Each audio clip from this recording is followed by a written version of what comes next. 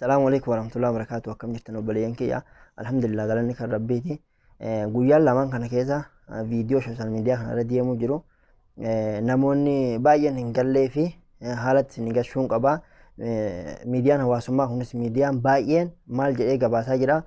فيديو هن قمزي توجتمي أرومو قمزي رت توجتمي هاتا هم لي أدو مسني باسوفي باينان قمز قولني قبا ساجرا لا garuu viidiyoon kun lafa Oromoo Walloo irratti akkas ta'e uummanni dhumaa jiru sunis Oromoo Wallooti. Akka addatanii baasuun qaba. Lafa kana ani qaamaanan dhibbatti beeka. Warri na wajjin beektanis ragaa ta'a kotta ni beektan lafa kana. Milikkata hundaan mallattoo hundaas hin agarsiisa jecha.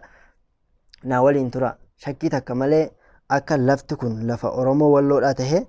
uummanni akkasitti dhume Ayisuuzii irraa buufamee gocha suukkanneessaadhaan dhume sun shakkii takka malee gumuz maal taa'eessa ta'a nuuf hin galle jettanii adda baafachuu dadhabdan asiniin agarsiisa. Haala bareedaa ta'een laala viidiyoo kanarraa warri lafa beektan ni beektan. Kotta na wajjin laala. Amma haaseennuti mee suuraa HD kanarraa haaseennu sinii gara warri lafa kana beektan eessa lafti kun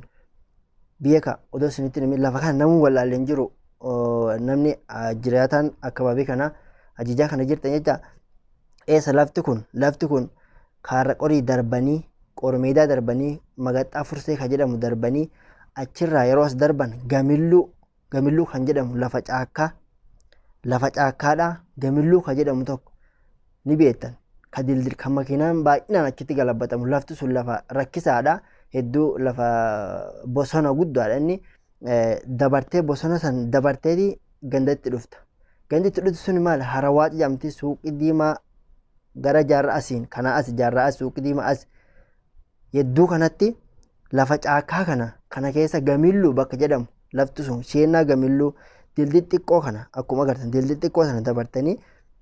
bosonni bakka amma makiinaan asiin achi darbu kun bosona kana keessa hedduu nama rakkisa makiinaan baay'inaanuu kufaa deemaa jecha lafa kanatti warri ni beektan amma mee mallattoo sin agarsiisa.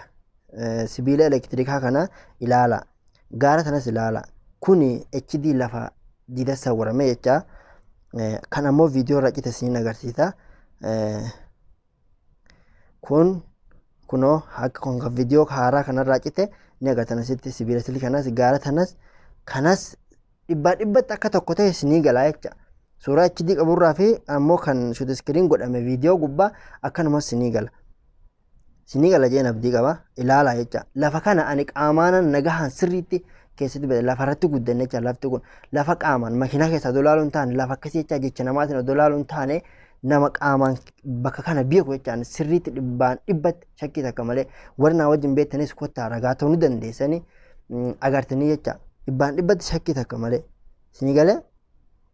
amma lafa kana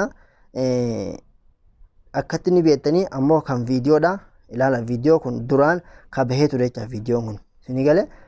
viidiyoon kun kan bahee ture amma dura bahee ture viidiyoon kun haaraa miti reef gadi hin baane garuu inni kunis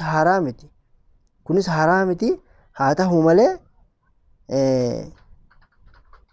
subhaanallah